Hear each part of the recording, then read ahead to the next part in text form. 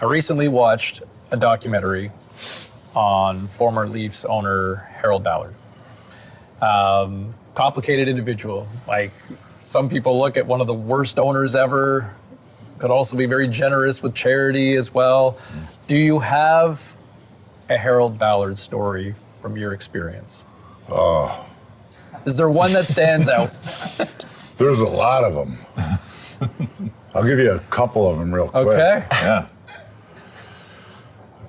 Where it's team picture day, and TC Puck was this white Bouvier. They're big, massive dogs, and that was Harold loved this dog, and he always wanted the dog to be in the picture. The picture, yeah. Yeah. So Do you remember the dog? Oh, yeah, the dog in the picture. Yeah. So we got this. We're waiting and waiting and waiting because we were, I don't know, because everyone wanted their hair to look good or whatever. We're waiting before practice to do the picture, and the dog, Harold, had it at the groomer. Right, so we're there like it's for like an hour and a half waiting for Harold and this dog, and then they finally get there, and trying to get everyone organized because there was a big conglomerate of people that weren't on the team, weren't players, but the brass, right? Getting everyone organized, taking pictures, the dog's sitting there perfectly. After like 15 or 20 minutes, they're finally like, this is a wrap. Okay, we got the right picture. And then TC goes to get up, and his nutsack is frozen to the eyes. They had to get the water out. That was it was awesome. Poor TC. Poor TC. Poor TC. Yeah, so that one, and then another one, Harold, John, when Brof was the coach, if we were like on a losing streak, Harold always sat like halfway down. I think it would be the top of there was the Golds, then the Reds, right? Yeah, Reds. He'd sit like on the rail of the Reds, near the top of the last row of the Reds, and we'd be practicing, and then you'd hear, John! And you're like, is that Jesus? What's up? John!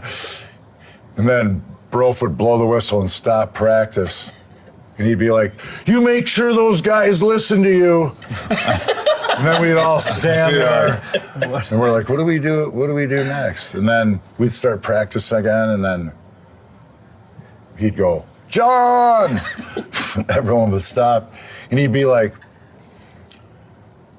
tell Cordell and Iafrate to skate around the rink as fast as they can. so we'd burn around the rink, look up. Are we good? Like another lap? Or, it was you can't make it up. It was like you had to live it, right? Yeah. Toronto to Washington, was that a tough adjustment? Oh, that was awesome. Awesome, yeah. Yeah, You were because still a Landover too at that time, right? Yeah.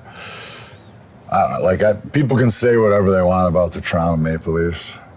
Being a Toronto Maple Leaf, it's awesome. Yeah. Like, if you love the chaos, if you like being like a phoenix and rising from the ashes, it's the place to play. And then, I'm waiting. I can't wait for the party when they, turn the corner and. Well, you're going to be on the first float too, aren't you? You're going to be on the first float down Yonge Street. Just, if you love hockey and people that love hockey, I'm a hockey person. So, being drafted by Toronto, was awesome. It's the things I get to do now because I was a Toronto Maple Leaf, and, you play. Can you still come back? Can you still come back to Toronto and like you're still associated as being defined as a Leaf? I would say most of your years were there. Oh yeah, I do a lot of stuff here in Toronto. Just the opportunities after hockey with people from that era that love hockey that are all my age or 10 years younger when they were teenagers. That was in my heyday. Yeah. It's just amazing all the opportunities that are in front of you.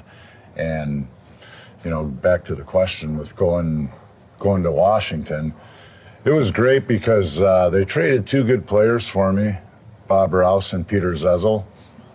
God bless Peter. He's a great player. And Bob Rouse, obviously, what he did with Detroit when they won their cups, and that guy was a beast. Like he was a heavy player. Yeah. Him and the Wendell Clark Bob Rouse fights are epic. Yeah. And they traded both teams were struggling right near the trade deadline. Or no, this was January. Both teams were struggling in January, and Washington needed me, and Toronto needed these guys, and it was kind of nice to see that the trade worked out really good for both teams, because it helped Toronto, elevate their game and get a little better, and Washington was kind of in a funk, and for me, I was just coming off a big knee injury. The April or the end of March, the season before, I tore my ACL, MCL, medial meniscus, subluxed the head of my fibula. It was a bad knee injury, and I was slow to get back up to speed, because you go from flying around the ice to all of a sudden now it's a struggle to walk after an injury like that, and a lot of things going through your head. Am I going to be able to do what I used to do? And then, being the young guy that I was a pretty natural athlete.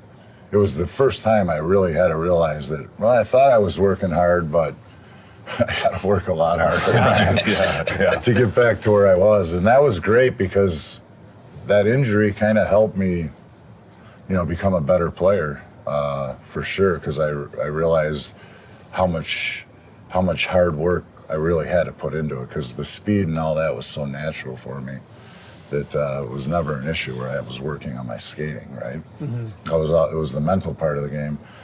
And David Poyle and Terry Murray, they welcomed me with open arms, all the teammates. It was great, and, we had a good team. Unfortunately, there was the Pittsburgh Penguins.